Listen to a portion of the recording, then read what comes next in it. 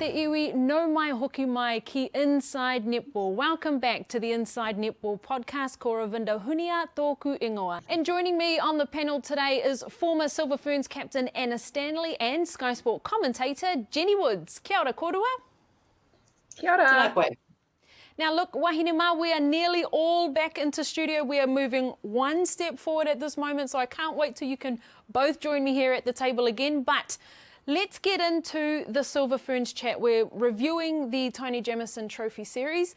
Obviously not the result that, we and Aotearoa would have wanted to have seen against England, with such a shortage of tests coming up ahead of the Commonwealth Games. I'll get your thoughts first. Anna, what did you think of the series as a whole? Yeah, challenging preparation for both teams. And I think on reflection, disappointing series when you look at the Silver Ferns having lost their first series against the English on New Zealand soil. But if we were to look at some positives, 3 debutantes taking the court, I was impressed with Maturo, the fact that she got an MVP performance in her first test, but probably more so for me that she backed it up in the second. So I think just shows the future that she has in the black dress. Great to see Grace Nweke take the court. Probably wasn't her best outing, but I think she got a cap, and you got to give, you got to celebrate the caps when you get them. And then of course Georgia Tong was another one to take the court. I think there are a few questions still raised. Perhaps we may have seen some players play their last cap in the dress, but some questions that have been answered for me, certainly in the mid-court. I think Crampton, Saunders, and who's the third one? Sinclair were the best for me, and I think have really solidified their position moving forward. So the series against the men will be interesting to see who picks up that fourth spot. Yeah, like you, Annie, I was really disappointed at the result, as much as anything, because it meant the loss of that Taini Jamison Trophy. And I remember painfully the last time that happened in 2018 in the build-up to those Commonwealth Games. But I think you only have to look at the fact that we had, 3 different captains, different captain for each test. And I think we were simply lacking firepower, because I thought England were terrific, particularly in that third test when they came out in that second half, and we had no answer for them. Yes, very true, Jenny. And one woman who can give us some of those answers to the questions is Silver Ferns assistant coach Deb Fuller. We caught up with her earlier on. Obviously not the result that you or, the coaching staff would have wanted, but maybe talk to us a little bit about what were the goals and what you did achieve. I think the goal is always to firstly uphold the mana of the Silver Ferns and Pure Ed, which we've added D to Pure, which is all about dominance in our preparation and how we play on court. And what we did learn from that was we could hold it for 45 to 30 minutes, but there were always gaps in our games where the mentality to be able to hold under pressure showed that there was a gap between us and England. So that's something that we're going to address in the men's series. Really disappointed that we didn't get the wins, regardless of having, injuries and the context of only having 3 or 4 trainings before we hit an international match. But I guess the biggest thing that hurts the most is the behaviour of how we played in that last test. And actually, it's not us. It's not how the Silver Ferns way that we want to play. So we'll be looking at that and seeing that as a challenge, as a collective of what we need to do. Just speaking of that last test, Debs, it was in that final quarter, we were in there, and then, it was clear you're going to make some changes. And I thought, yes, they're going to put Grace Nweke on. Now, that didn't happen. What was the reasoning about those last substitutions? Oh, the last substitutions, what did we do? We brought Kimi Ora-Poi on at centre. We thought we needed to, Serena Guthrie was the captain. She was leading the energy. She was out-passioning us with the way she was playing, and we know she always brings that. So we wanted to bring fresh legs into that position. So she came on. Peter Tuiava, we know that can shift defence and find gaps in the ball to our shooters. So we wanted to see what she could do, and then we brought Georgia Tong in to put Kelly Jury out to goal defence because she had been performing out there in the previous test. So I guess we could feel the heat of them coming after us. They were mowing us down. They were beating us on attack. Our defence had, I guess, not adapted or responded to their run-on style that they were playing. So we wanted to see if we could counter that, and we were just short of, what did we lose by, 4 or 5 points? But I guess a disappointing thing was knowing that we were up by 10 and we let that lead go and we laid down. If you look at other substitutions you could have made, Debs, you picked in the 15 the likes of Kate Heffernan, Jamie Hume, Yep. and then in that last test you say you brought on those substitutions of Poi, who wasn't originally in your 15. Some people will Yep. be questioning, why didn't you give Hume or Heffernan a run, and can we read much into that? Yeah, I don't think we can read much into that because we got ourselves in a situation in that second test where we lost the second test. So the objective is always to win the series. So we put our most experienced Silver Ferns on to start in that final test.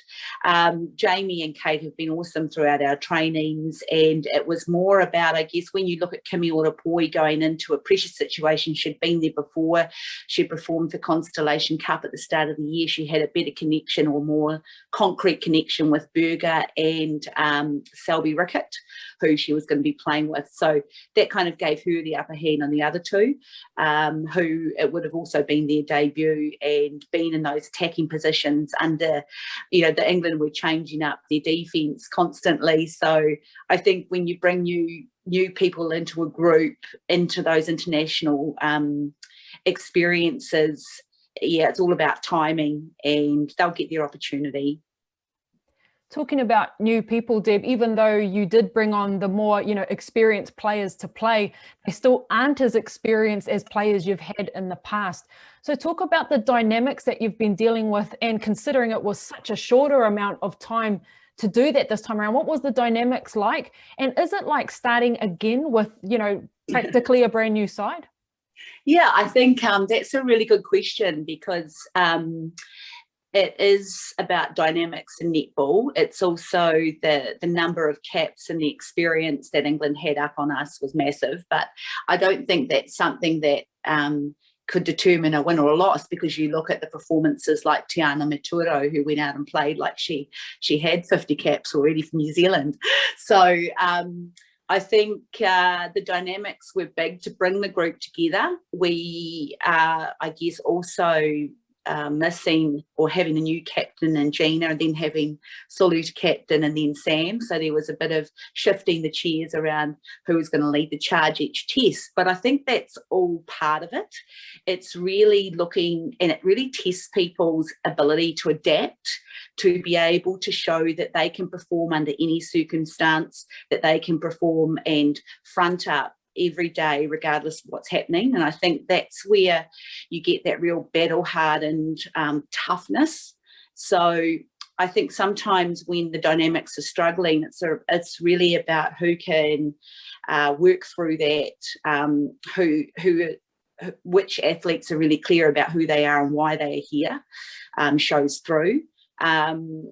So I don't know if I've answered your question, but I'm just going off the top of my head of what I guess my reflection is on group dynamics. We are young, but we're also young and very strong. Looking ahead to the men's series, it's only, 10 days or so away. Are you sticking with that same squad? What's the injury situation with those 3 players who, left the squad? Yeah, we're sticking with the same 18, and we're also, there's an opportunity there as well for a New Zealand A squad to be playing. So Kimi Ora, Paris Lokatui and Georgia Tong will join that group.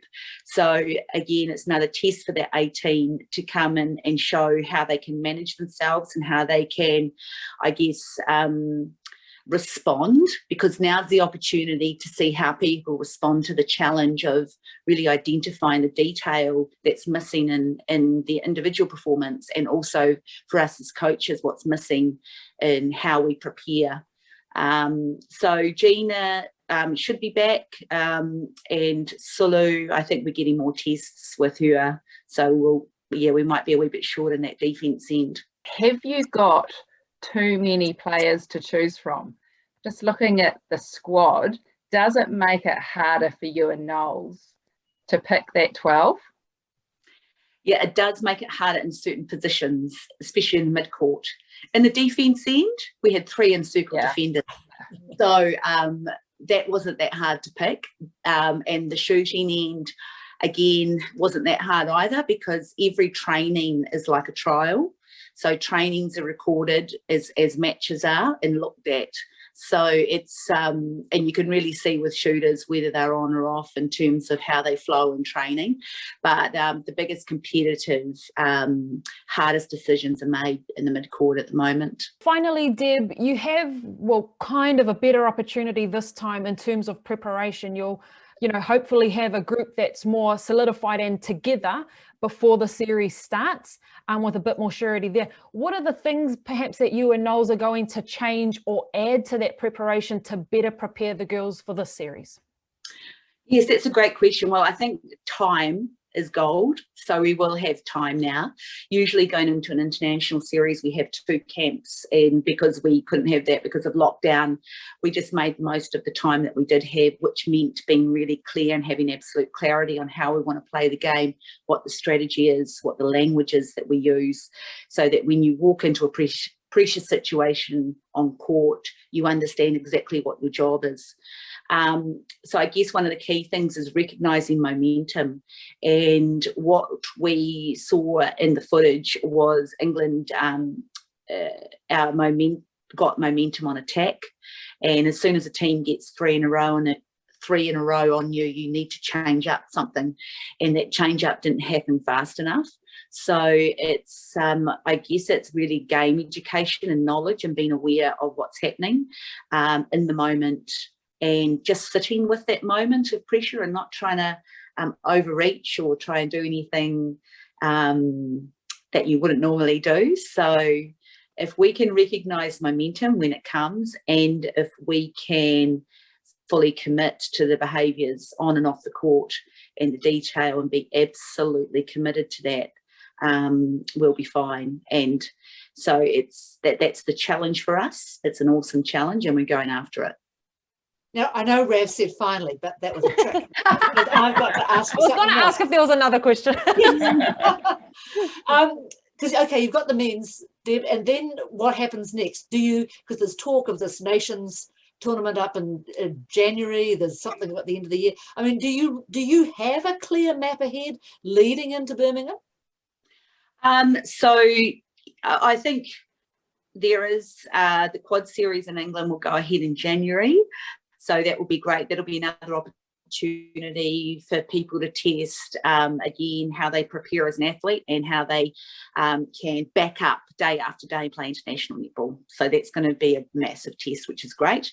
And then we don't have anything until Birmingham. So then again, it's preparing the team for the lead into Birmingham is really important. So ANZ is part of that. So we're hoping that the ANZ competition is more competitive.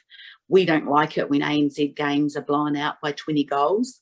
It means that people aren't tested week in and week out. But ANZ is a different beast compared to international netball, because international netball is a whole nother level of intensity, and you have to back up day after day after day after day. So we will simulate that going into Birmingham at the end of ANZ, similar to what we did in World Cup, where we our sports science looks at the build-up to prepare everybody for that. Hey, Debs, just finally, whenever I hear the word Birmingham, I always think of me and you doing suicides in that dungeon fort back in 1995. Not good memories. I hope they'll be good memories for you again. You've got a memory like an elephant, Annie. Who could forget that? Yes, Annie and I were in the 95 World Cup and did a lot of extras. Did a lot of bench time. Great place. We can't wait to get there. So off the back of that, kōrero ladies, we know Deb Fuller doesn't hold back in what she thinks in terms of her analysis and her report. So we, are very thankful for the honest feedback. But, the Silver Ferns do have a chance to redeem themselves. Looks like they're going to have pretty much the same lineup as they did for Christchurch. Anna, what are your thoughts? What needs to happen from now? Well, I think I'd like to see some combinations being solidified out on court. I think we saw in the series against the Roses, there were lots of substitutions, and I don't think we saw a lot of the units working together. So I'd like to see, if Fitzpatrick if she's cleared to play with her injury, I'd like to see that combination with Berger really humming. In the mid-court, I'd like to see a centre wing attack combination and get that going. So for me, I think it's fine-tuning. It's getting the combinations going, because then moving forward, if we get to do the quad series in January, that's going to be the last outing that the Ferns put out against international countries. That's going to be the big test.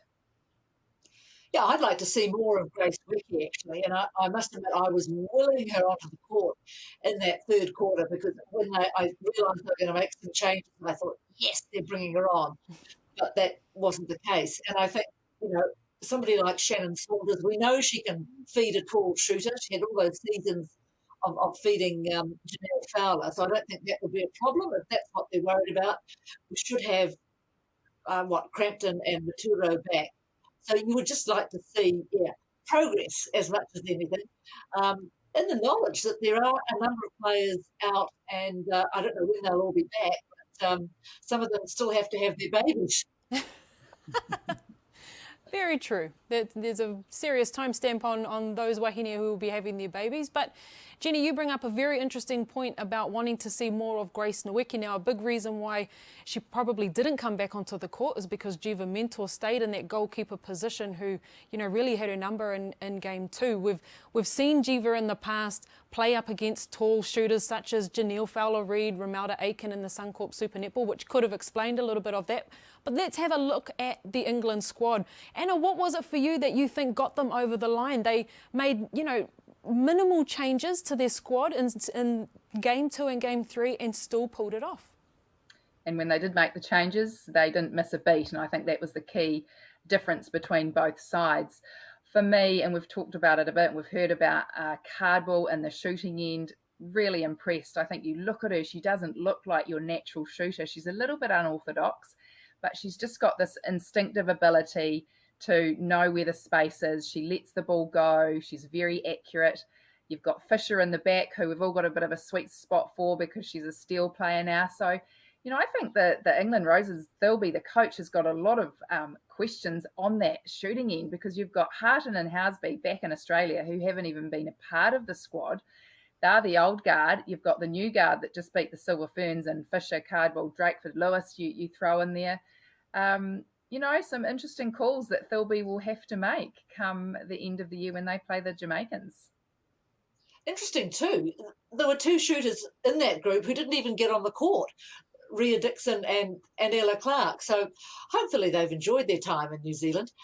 But I agree with you. I think, Cardwell was a revelation. I also thought that Fran Williams, when she came on in that second half, really, did a bit of damage. I mean, I guess our shooters were tiring, but even so, I was, from an England point of view, I've always really rated Layla Guskov. So I was surprised, she was on the sideline. But Williams was good, and I think the way that Philby used her substitutions, very impressive, and perhaps Liana Leota might have had a bit of input in that as well.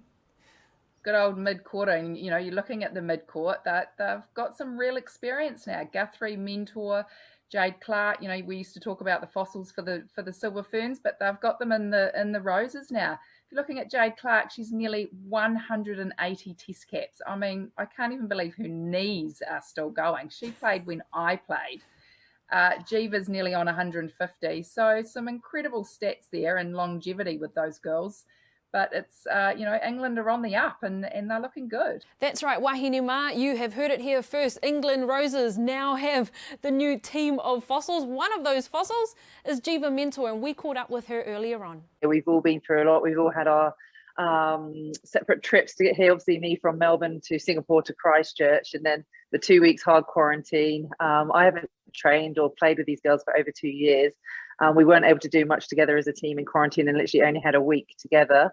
So 3 sessions basically before we played, which is pretty phenomenal to think that we were able to sort of put together combinations and come out with 3 pretty good performances. Obviously the first test didn't go away, but I think there was a lot of learnings that we could take from that, and then able to, I guess, really build and push on through test 2, and test 3 was just phenomenal, and what this group were capable of. And I think that grit and determination, I guess resilience that we'd shown in the lead up to the series really paid dividends in that 3rd test. It didn't matter how many goals behind we were all willing to kind of stick together and push through. So I think in regards to that, it's obviously very satisfying. I think with me and my predicament, it's obviously nice to be able to come away with a series win, and the first time ever. I think I've been at it for almost 20 years now. So yeah, obviously very satisfying, but it's very satisfying the fact that we know it wasn't the polished performances, and we know we've got a long way to go and improve. And in terms of this group, I think there's so much diversity in it. There's so much, not just character and heart, but there's a lot of variation in combinations that we can have. And the beauty of it is when someone comes on, we don't have to sort of settle them in. They take it up to the next level, and we all ride off that. And I think that's a real beautiful position to be in, especially a year out when we still got a lot of work to go before commies. Yeah, Geva, that was actually really one of the things I noticed in that, coming on to that second half when Ellie Cardwell came on. And I mean, I've been watching Ellie Cardwell for a number of years and thought, yeah, pretty good. She was outstanding. And so what's changed? Is that the coaching, or what is it? It's probably just the sort of the growth of the individual, I think, as well. The training programs that people are either being able to play week in, week out, and actually get a season underway in England with the Super League. And we've been keeping an eye on her even in Australia and seeing whether she wanted to come out and play in the Suncourt Super Netball. So the talent's definitely there. And I think just having that confidence that we have in her as not just players, but as a team, I think helps lift the person. And I mean, I haven't played on her for the last 2 years, and coming into training, those couple of sessions that we had before we got out there, I found her bloody tough to mark. She's really strong. She's got a great split, and she's just solid, almost a dead-eye dick on the post sort of thing. So yeah, she's but I think just the variety that we have in our attacking circle. I think George obviously offers something different. Still obviously that tall post that you've got there, and the great, you bring the likes of Helen Housby and Jo Harton in, and then we've got sort of our little runners, I call them, and Sophie and Nat H, that can play. And this tour we brought along Rhea Dixon with us as well. There's just so much versatility across that attack line, and for someone who's been involved in England for over 2 decades, I think our attack line has always lacked confidence, and particularly high shooting percentage, and that's something that these girls obviously been working at, and I think it really showed. 2 decades that you've been in England netball, Geva. I mean, I was ending my career as you were beginning. I think we overlapped at the 2006 Com Games. But over my career, England were a team, when we always played them, they were there, but not quite always got the bronze medals. There's definitely been a shift over the last few years. You are up there now with New Zealand and Australia. What do you put that shift down to? Is it the fact that so many players are playing abroad in the Suncorp and ANZ Premiership and whatnot? I think Jess summed it up well as a coach, in terms of said we've kind of asked for a seat at the table. We've now got a seat at the table, so let's make the most of it. And I think that's yes, not only from girls being able to play overseas and being able to train week in, week out, got sort of talent in the world, and almost be able to improve the way that we go about our game. We're playing tough games week in, week out. But I think it's, first of all, it was that belief. We always knew we were able to sort of cut it with the best, but I don't think we truly believed it. And now that we've sort of had results go our way over the sort of 3 or 4 years, not just talking about Com Games in 2018, there's been a turn of tide. And I think that's really sort of spread down to the future generations coming up through. And at the moment, we've got that beautiful mix of some senior players that have been there, achieved that, and some young players that are coming up through. So where to from here for you? So you get home to Australia in November. The Australian Diamonds series has been cancelled for the Roses, but have got a series against the Sunshine Girls Jamaica coming up. Does that mean you get to head over there, or will you be left behind? And that'll be the question that I'll be in conversation, or I guess communication with Jess and David, our PD, with Netball England, and what's best for me, not just as an athlete, but as a person in terms of wellbeing space. But yeah, there'll obviously be the Jamaica series end of November, beginning of December, which will be really exciting to be part of. But it just depends where we're at in terms of getting myself back. At the moment, I'm unvaccinated because I've just not been in one place long enough to get jabbed. So we will see. I've also got to take into account that I'm the captain of a Suncorp Super Netball team, the Collingwood Magpies. So we'll be starting pre-season mid-October. So there's preparations around that I'll have to sort of talk with the coach and start to build the culture and the program around what our season's going to look like. But then I'll be probably back in the UK around Christmas time, as it is in preparation for Quad Series, hopefully against the Ferns, the Diamonds, and maybe the Proteas in January. And then our season starts in March. So it's a pretty sort of full-on schedule coming up, and then we obviously have a couple of weeks if you make a grand final until Com Games next year. Wahine mā, it's been great kōrero as always. It is always a pleasure, Jenny and Anna. It has. Thanks, Rav. Thanks, ladies. Whānau, remember, if you have any questions or kōrero that you'd like to make mention to us, please leave us a comment below and we'll do our best to reach out to you as well. As for us, we will see you next week. Hei kōna mai.